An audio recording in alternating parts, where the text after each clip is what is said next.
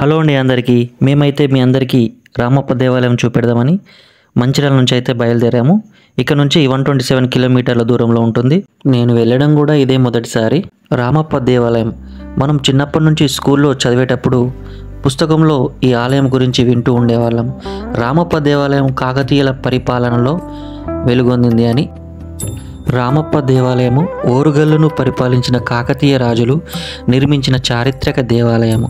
ఇది తెలంగాణ రాష్ట్ర రాజధాని అయిన హైదరాబాదు నగరానికి 220 కిలోమీటర్ల దూరంలో, కాకతీయ వంశీకుల రాజధాని అయిన వరంగల్ పట్టణానికి సుమారు 70 కిలోమీటర్ల దూరంలో, ములుగు జిల్లా వెంకటపూర్ మండలంలోని పాలంపేట గ్రామంలో ఉంది.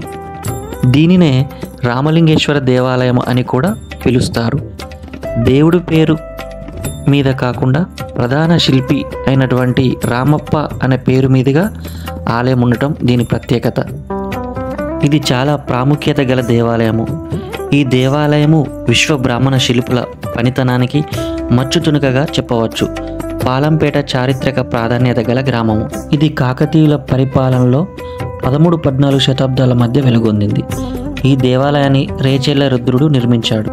ఈ దేవాలయము పూర్తి కావడానికి 40 సంవత్సరాలు పట్టిందని చరిత్ర చెప్తున్నది. ఈ ఆలయానికి వాడిన రాళ్ళు చాలా తేలికపాటివి, నీటిలో వేసినా కూడా మునుగనటువంటివి ఈ రాళ్ళు.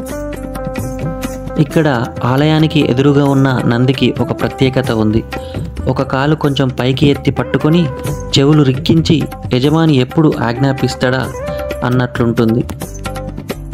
ఇక్కడ నుండి గర్భగుడిలో ఉన్న శివలింగాన్ని వీడియో తీస్తున్నాను, దర్శించుకోండి. సో ఫ్రెండ్స్, మీరు ఎప్పుడైనా రామప్ప టెంపుల్ వచ్చారా? వస్తే మీకు ఎలా అనిపించిందో కామెంట్ చేయండి. Thank you for watching.